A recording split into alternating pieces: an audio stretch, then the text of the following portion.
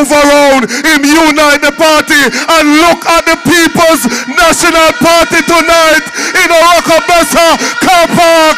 The PNP is ready to give the Labourites a beating.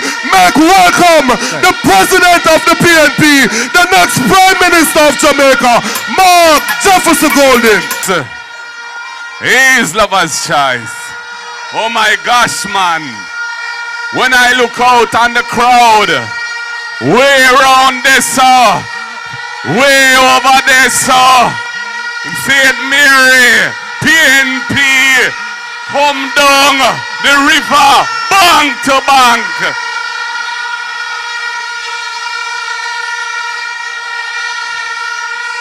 Comrade chairpersons at the meeting, Comrade General Secretary, Comrade officers, outgoing MP for Central St. Mary, my brother, Dr. Maurice Guy.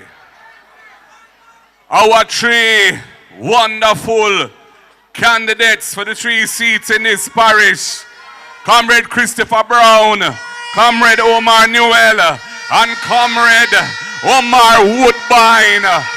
I am well pleased in what you are bringing to the table. I can see winnings.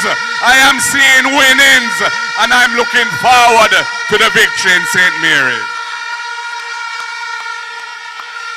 All of the comrades on the platform and all of the wonderful workers, warriors, foot soldiers, supporters of the People's National Party here in Oracabessa tonight. Oh my God, you look good, man. You feel good too. The vibe is right here in Oracabessa. PNP thing turn up.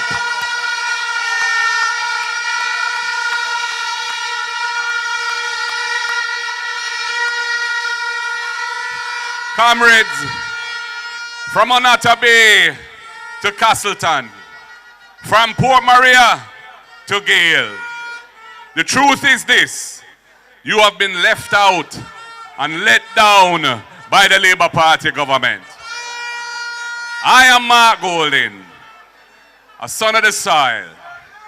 I came into politics not for privileges, but to fight for justice, to fight for fairness, and to fight for the people of Jamaica who have always been forgotten. And tonight I say this, and it's not a slogan, it's a fact. Jamaica, time come.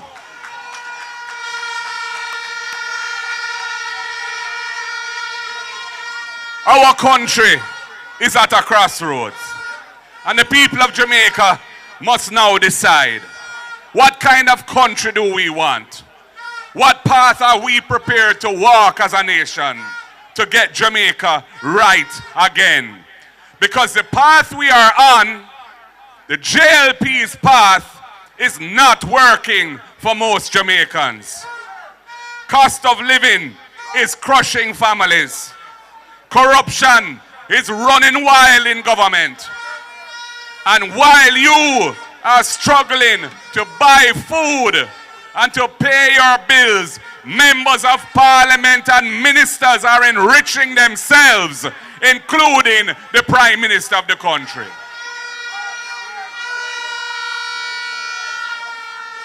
We've seen it in the enormous pay rises that they paid themselves after they gave the crumbs to the teachers, 20% over 3 years.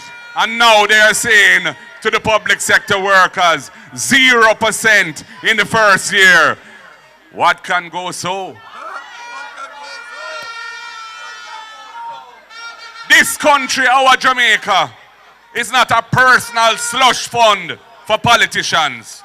Public resources do not exist to serve a political party and the friends of the party. It exists to serve the people, all of the Jamaican people. And the people must take back Jamaica so that things can be better.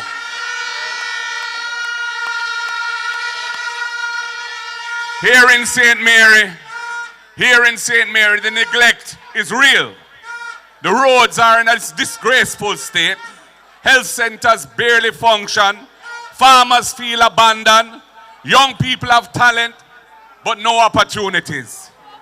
And while your communities suffer, this government pours millions and millions of taxpayers' money into public relations campaigns to seek re-election and into contracts with their politically connected friends. This is not leadership, Jamaica. This is the betrayal of the people of this land. I believe that public office is a sacred trust, not a ticket to self-enrichment.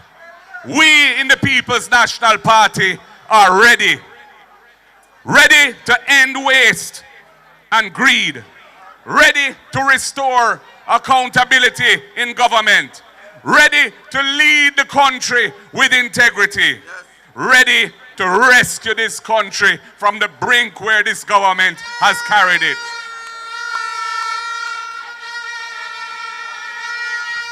And it has now come out that the Prime Minister has even more legal problems. From the report reached Parliament last year, September I think it was, I said publicly the Prime Minister should take away himself. You cannot be running the country and be in charge of government with a cloud of this nature hanging over your head. I said to the Jamaica Labour Party, as an institution, they need to do the right thing. They've decided to tug it out. And look what happened now. Well, all I can tell you is third term is imploding. It is not loading, because the people of Jamaica will not accept being governed any longer by a government in which they can have no trust and confidence. Comrades, you've heard tonight some of our policies and programs for uplifting this country, for tackling issues like absenteeism from school, which is why our children are not performing at the level they should be. And we see over 30% leaving primary school without reading and writing and doing basic arithmetic. They need to have a proper school feeding program. And that is why we have the ease to ensure that every needy child can come to school and get a good, hot, nutritious meal. It's going to cost another $9 billion a year, but it is a good investment because it's going to help those families, help those children, and help the farmers of Jamaica who will be the ones growing the food and selling it to the schools. It is why we have the RIDE program, so that a child who needs help with the transportation costs will get a subsidy from the PNP government, $500 a day. And we will ensure that those carriers who are carrying them to school are properly vetted, whether they be busmen or taximen, so that they can be safe on their way to school and home. It is why we have the First in Family program, because we're tired of the poverty, and we see poverty moving from one generation to the next. And if you can have a child who is qualified to get into university or college, but can't make their way financially, and you give them the head up, and you give them the leg up, they will ensure their family also moves forward, and we end the cycle of poverty for that family. And that's why we have the First in Family program for the youths of Jamaica. You've heard about our housing program, the 50,000 units of affordable housing that we intend to build. You've heard about our reforms within the National Housing Trust system to ensure that young people can get help with their deposit to pay down on a house. And for those who don't have payslip and not formally employed, they may be self-employed or hustling, we have the rent to own for you, so you can also step onto the ownership ladder. And we have the most progressive land policy, because we're going to reduce the time it takes to become an owner of land. After slavery was abolished, and they put in the 60-year limitation period to ensure that persons couldn't get on government land and eventually become owners. It has meant that we have over 700,000 people in Jamaica who don't live on land that they have title for. The People's National Party is planning to deal with that situation. If you've been on the land for at least 25 years, you're entitled to your title, and we plan to get it for you.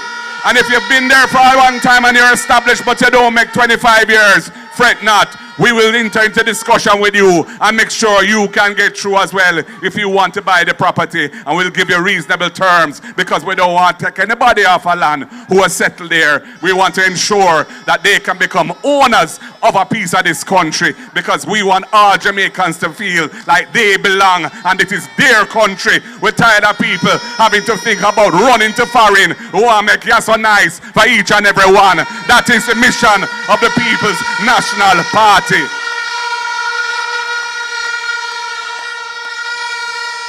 And we understand the importance of governance in the country.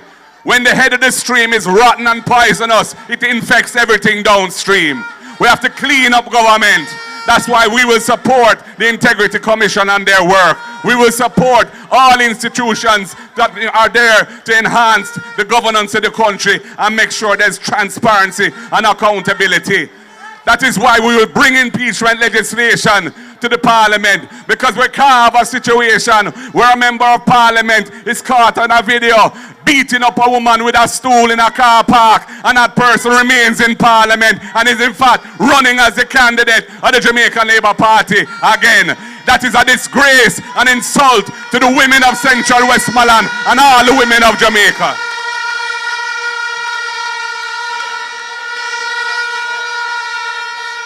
That's why we will introduce unexplained wealth orders and other instruments to ensure the legal framework is strengthened to drive corruption out of the system of governance in the country.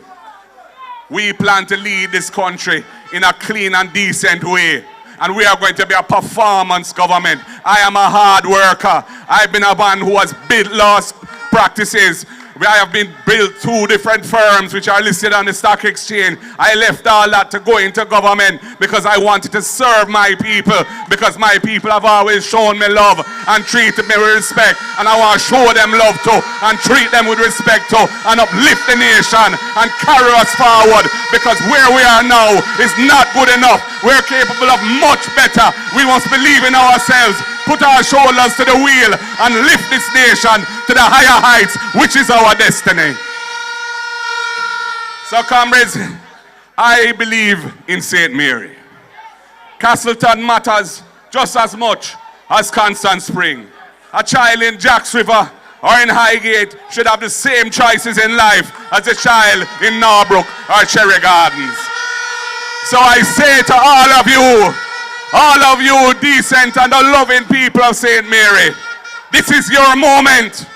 Time come to reject corruption. Time come to stand up for dignity. Time come to stand up for leadership that serves, doesn't steal.